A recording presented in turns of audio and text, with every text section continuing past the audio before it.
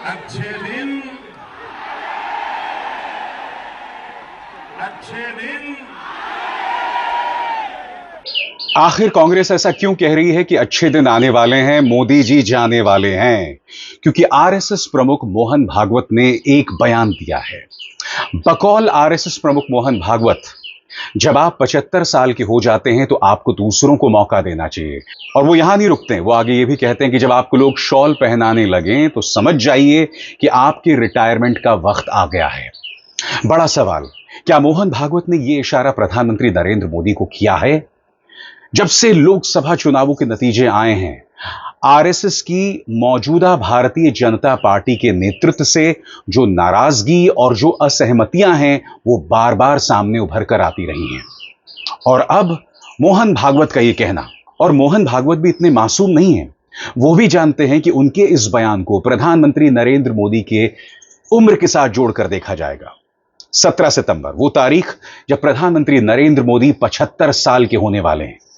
क्या मोहन भागवत ने सीधा संदेश प्रधानमंत्री नरेंद्र मोदी को दिया है? और उससे भी बड़ी बात, क्या मोहन भागवत के संदेश को भारतीय जनता पार्टी स्वीकार करेगी, बशर्ते यह संदेश प्रधानमंत्री के लिए है? तो स्वाभाविक सी बात है दोस्तों, ये कई ऐसे सवाल हैं जो मोहन भागवत के इस बयान के बाद बहस में आ गए हैं। सबसे बड़ी बात, क्या खुद मोहन भागवत अपने पद से इस्तीफा देंगे? और अगर वो अपने पद से इस्तीफा दे देते हैं तो क्या उसके जरिए प्रधानमंत्री नरेंद्र मोदी पर दबाव बनेगा अपने पद से इस्तीफा देने का? ये ढेरों सवाल हैं, मगर जाहिर सी बात है विपक्ष इस पर ताना मार रहा है। सबसे पहले मैं आपको सुनाना चाहता हूं कि इस मुद्दे पर कांग्रेस के प्रवक्ता पवन खेरा क्या कह रहे हैं। सरल शब्दों में कहा जाए, पवन खेरा कह रहे हैं कि अच्छे दिन आने वाले हैं, मोदी जी जाने वाले हैं। सुनिए पवन खेरा को। दोस्तों, कल मोहन भागवत जी ने एक खुशखबरी दी। अक्सर वो खुशखबरी देने के लिए नहीं जाने जाते, लेकिन कल दी। उन्होंने कहा कि 75 साल का होने के बाद इंसान को किसी और को मौका देना चाहिए। अभी खुशखबरी क्यों है? खुशखबरी ये इसलिए है कि 11 सितंबर को मोहन भागवत खुद 75 के हो रहे हैं और 17 सितंबर को नरेंद्र मोदी जी 75 के हो रहे हैं। मैं अक्सर सोचता हूं कि अगर नरेंद्र मोदी जी सियासत में न होते तो क्या करते, कहां होते? मुझे लगता है वो बॉलीवुड में होते। खैर, अब वो बॉलीवुड में तो नहीं गए, तो बॉलीवुड तो बच गया, लेकिन देश नहीं बच पाया।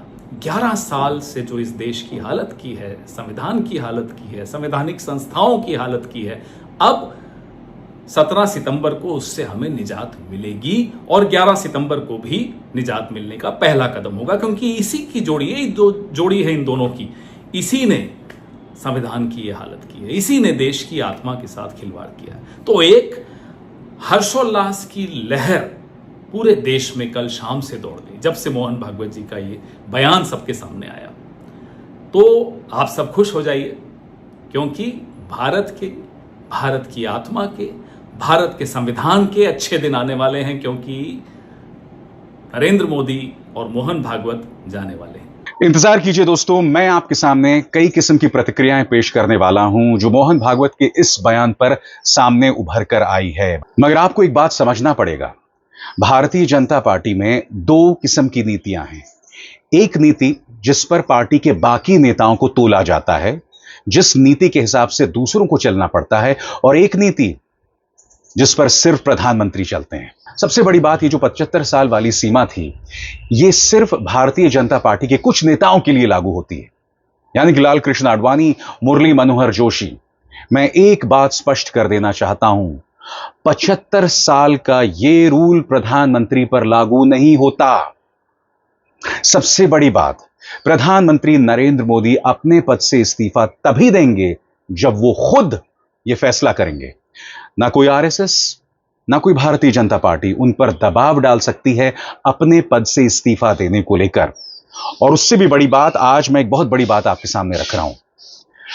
अगर ये मान भी लिया जाए कि प्रधानमंत्री नरेंद्र मोदी 17 सितंबर को अपने पद से इस्तीफा दे दें, तब भी मैं एक बात दावे के साथ कह सकता हूं कि प्रधानमंत्री नरेंद्र मोदी के लिए भाजपा, या भूल जाइए भाजपा, देश के अंदर उसके संवैधानिक ढांचे में प्रधानमंत्री नरेंद्र मोदी के लिए एक ऐसी जगह पेश की जाएगी जहां वो बदस्तूर बगैर किसी रुकावट के अगले 10 से 20 सालों तक बने रहें।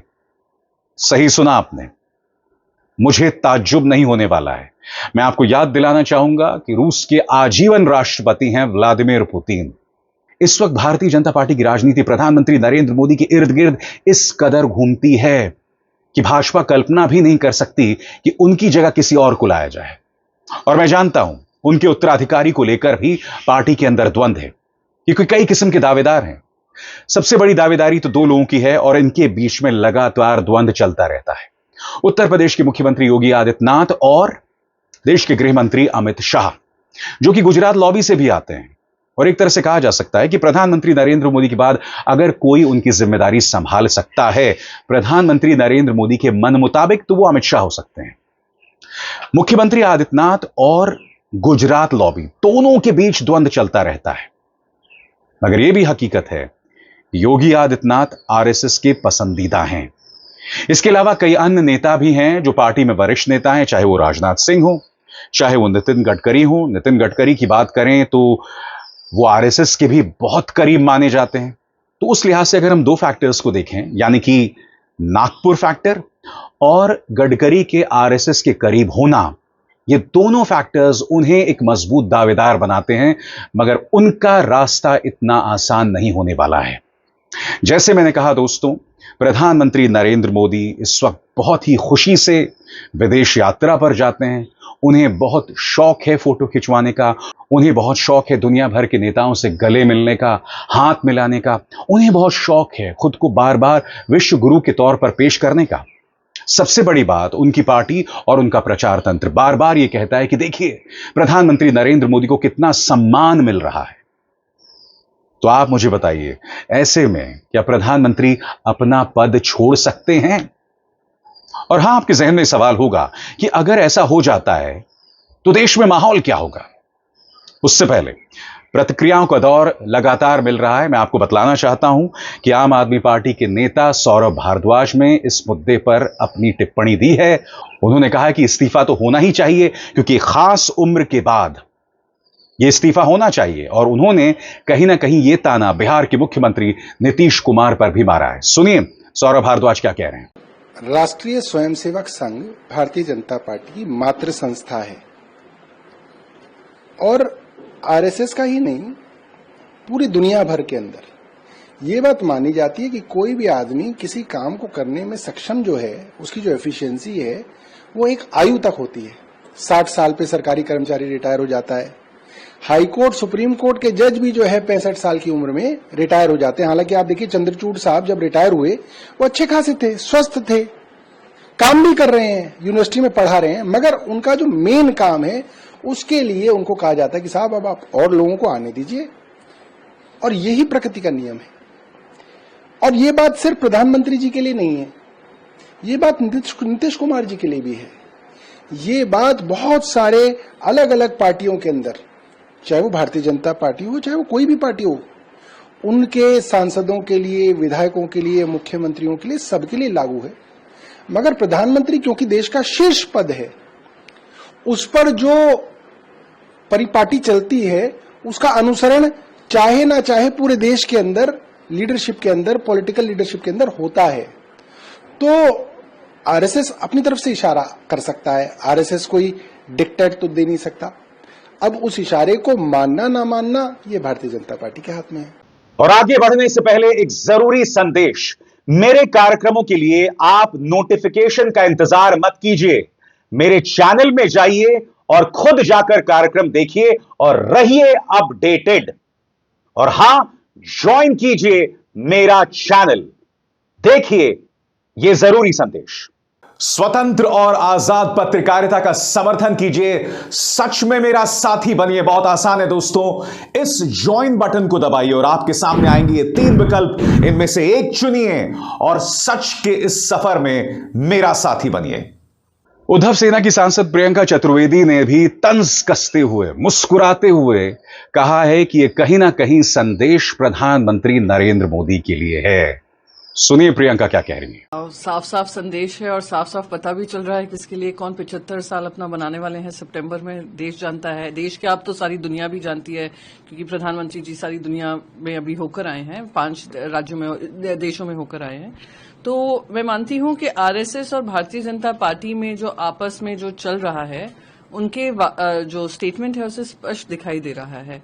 और 75 साल का जो एज लिमिट था वो खुद भारतीय जनता पार्टी ने जब सरकार बनाई थी 2014 में शुरुआत की थी, जहां पे जो 75 साल के ऊपर थे उन सबको मार्गदर्शक मंडली में डाल दिया था। तो आई थिंक वो याद दिला रहे हैं कि 11 साल बाद कि जो वादा किया था देश की जनता को कि 75 should be the last age, तो वो याद दिला रहे हैं, वही है। आपस में जो भिड़ंत चल रही है वो सामने आ रही है। लेकिन सवाल अक्सर उनके नेतृत्व क्षमता पर सवाल उठाती रही है, तो उस चीज को एक बल मिला है, अटकलें तेज हुई है इस बात की। नहीं, देखिए, ये आरएसएस और बीजेपी के बीच में जो चल रहा है वो उनका घमासान है। उससे क्या फॉल आउट होगा ये कोई किसी को पता नहीं है। पर जो 75 साल का जो नॉर्म था वो इन्हीं ने शुरुआत की थी, विपक्ष ने तो दी नहीं थी, इन्होंने ही शुरुआत की। फिर खुद ही कुछ लोगों को उसमें डाला था मार्गदर्शक मंडली में। फिर जब अपने पे आ रहा है तो कहीं ना कहीं भूल रहे हैं, तो वो आरएसएस ने याद दिलाया। पर मैं इसमें कुछ ज्यादा टिप्पणी नहीं करना चाहूंगी, क्योंकि ये आपस के दो परिवारों की लड़ाई है और परिवार की लड़ाई में हमें किसी तरीके की जो पंचायत होती है वो करने की जरूरत नहीं है। तो वही मैंने कहा, सितंबर में किसकी बर्थडे है वो सभी जानते हैं, कौन 75 का हो रहा है। भागवत साहब हों, बाकी कोई हों, उन्होंने कुछ स्टेटमेंट बोला है, उसको वो याद दिलाया है। तो मैं नहीं मानती हूं, जैसे मैंने कहा कि हमें कोई पंचायत करना जरूरी है, वो आपस में ही लड़ भिड़ लें, निर्णय ले लें और देश की जनता को अवगत करें क्या निर्णय है। एक तीसरा नाम जो सामने उभर कर आता है वो है अजय राय का। कौन अजय राय? अजय राय वो शख्स हैं जिनकी वजह से प्रधानमंत्री नरेंद्र मोदी जो बनारस में चुनाव हुए थे उसमें बमुश्किल 1 लाख से ऊपर वोटों से जीत पाए। और बात वहां नहीं रुकी, याद कीजिएगा, कम से कम 2 या 3 राउंड्स में अजय राय प्रधानमंत्री से आगे थे। अजय राय ने इस मुद्दे पर क्या कहा, सुनिए। अब मोहन भागवत ने इशारा भी कर दिया है कि 75 साल के लोगों को अब रास्ता छोड़ देना चाहिए, दूसरे लोगों को मौका देना चाहिए। तो ये क्या इशारा है मोदी जी को?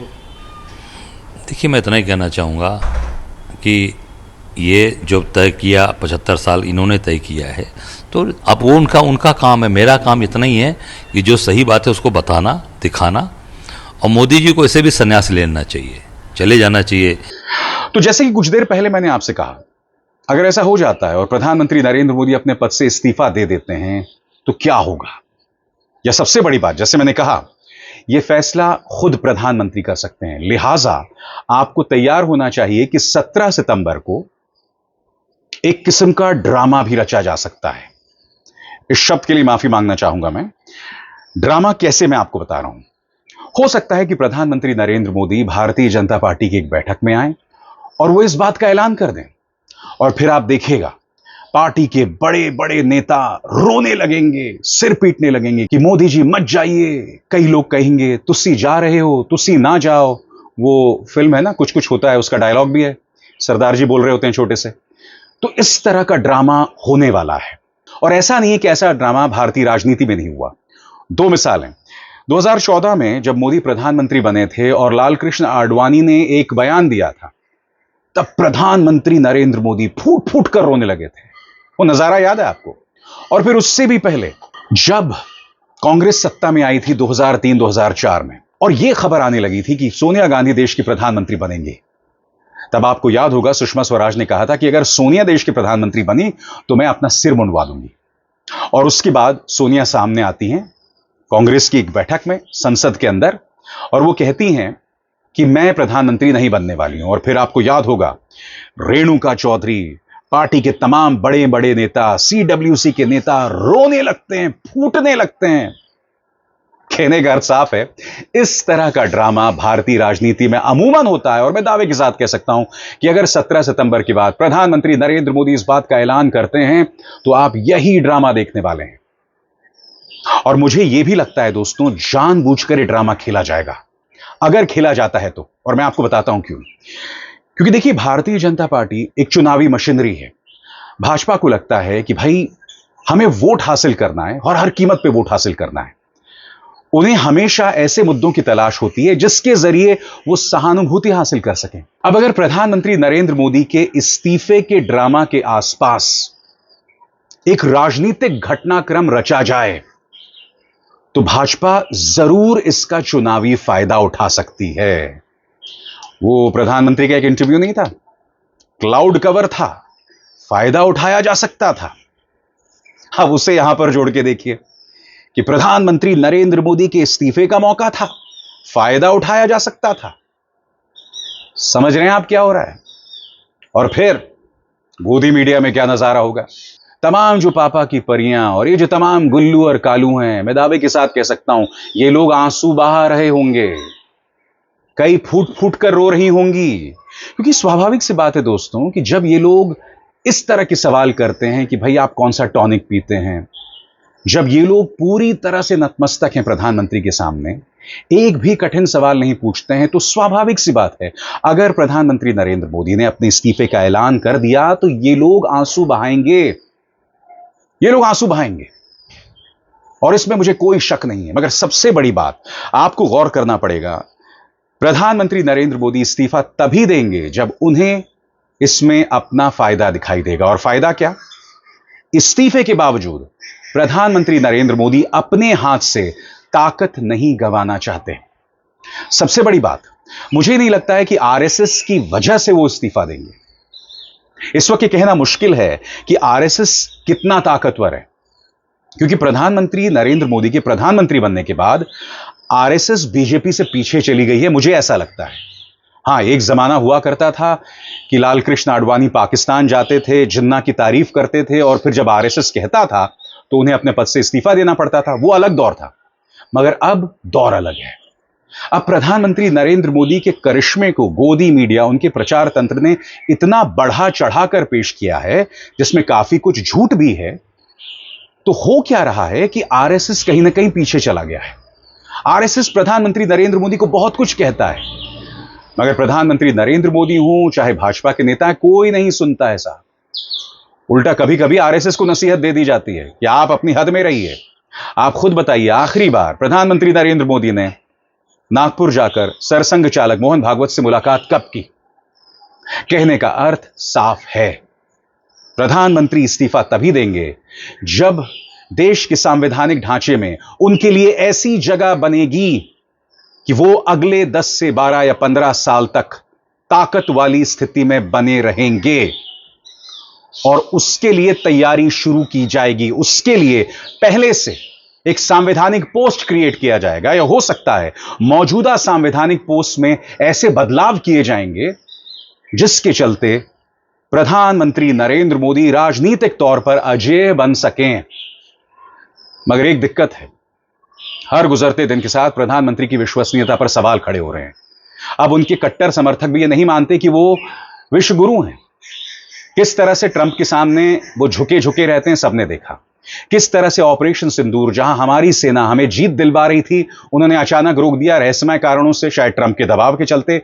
देश ने देखा किस तरह से उनका मकसद सिर्फ और सिर्फ खुद का महिमा मंडन करना होता है। देश लगातार देख रहा है, इसलिए यह चुनौती भी उनके सामने है।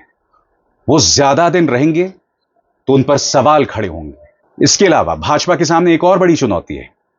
अगर प्रधानमंत्री नरेंद्र मोदी हट गए और उनकी जगह कोई और आया, तो भाजपा के अंदर अंदरूनी लड़ाई शुरू हो जाएगी, अंदरूनी कलह शुरू हो जाएगी, जूतम पैजार शुरू हो जाएगी। क्योंकि प्रधानमंत्री नरेंद्र मोदी का जो करिश्मा है ना, वो एक स्ट्रांग लीडर का है। उनकी जो मौजूदगी भाजपा के अंदर की है, वो एक स्ट्रांग लीडर की है। उनसे कोई सवाल नहीं करता। अगर कोई और बना दिया जाता है तो जाहिर सी बात है उनसे सवाल किए जाएंगे, छोटी छोटी बगावतें शुरू हो जाएंगी। गुजरात वर्सेस उत्तर प्रदेश हो जाएगा, और इसे हमने उत्तर प्रदेश की राजनीतिक जमीन में घटित होते हुए देखा है। लिहाजा प्रधानमंत्री जाते हैं तब भी प्रॉब्लम है, नहीं भी जाते हैं तब भी प्रॉब्लम है, और अगर वो जाते हैं तो अपनी शर्तों पर जाएंगे, आरएसएस की शर्तों पर कतई नहीं। मगर हाँ दोस्तों, मेरी निगाह रहेगी चाहे जो भी हो, 17 सितंबर के बाद क्या वाकई एक बहुत बड़ा राजनीतिक घटनाक्रम होगा? क्या प्रधानमंत्री नरेंद्र मोदी ऐसा कुछ ऐलान कर देंगे? जो भी होगा, इस मंच पर मैं आप तक पूरी जानकारी पहुंचाऊंगा, यह मेरा आपसे वादा है। अभिसार शर्मा को दीजिए इजाजत। नमस्कार।